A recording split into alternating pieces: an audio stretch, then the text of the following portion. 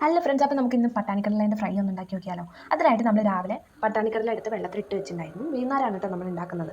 അപ്പം ആ വെള്ളമൊക്കെ ഒന്ന് വറ്റി കിട്ടാനായിട്ട് വേണ്ടിയിട്ട് നമ്മൾ ആ കടല ഒന്ന് ഒരു പാനിലിട്ടിട്ട് ചൂടാക്കുന്നുണ്ട്. എന്നിട്ട് നമ്മളൊരു പാത്രത്തിലേക്ക് കുറച്ച് എണ്ണ ഒഴിച്ചിട്ട് നമ്മൾ ആ വെള്ളമൊക്കെ വറ്റിച്ച് വെച്ചിട്ടുള്ള ആ കടല ഇതിലേക്ക് ഇടാം. അപ്പോൾ ഇങ്ങനെ എന്താ ചെയ്യുന്നതെന്ന് വെച്ച് കഴിഞ്ഞാൽ നമ്മൾ എണ്ണയിലേക്ക് ഈ വെള്ളത്തോട് കൂടി ഇടുമ്പോൾ പൊട്ടിത്തെറിക്കാൻ നല്ല ചാൻസ് ഉണ്ട്. അപ്പോൾ നമ്മൾ യൂട്യൂബിൽ കുറേ വീഡിയോസ് കണ്ടിട്ടുണ്ട്.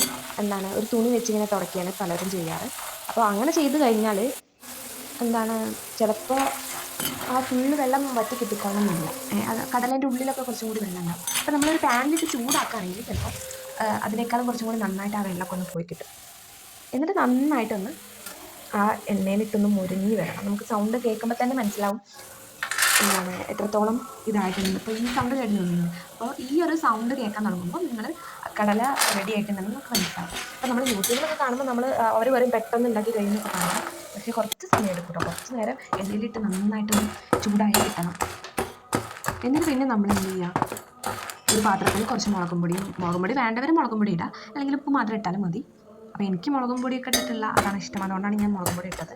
അപ്പോൾ നിങ്ങളുടെ പാകത്തിനനുസരിച്ച് ഉപ്പും മുളകും പൊടിയൊക്കെ ഇട്ടിട്ട് റെഡിയാക്കി എടുക്കാവുന്നേ ഉള്ളൂ കേട്ടോ. അപ്പോൾ ഇതാണ് നമ്മുടെ പട്ടാണിക്കടല ഫ്രൈ. അപ്പോൾ എല്ലാവരും ഒന്ന് ട്രൈ ചെയ്ത് നോക്കുക. അപ്പോൾ നിങ്ങൾ ഉണ്ടാക്കി നോക്കുമ്പോൾ ഒരു മൂടി സേഫിന് വേണ്ടിയിട്ട് കയ്യിൽ വെക്കണം കേട്ടോ. അപ്പോൾ വീഡിയോ ഇഷ്ടപ്പെട്ടാൽ ലൈക്ക്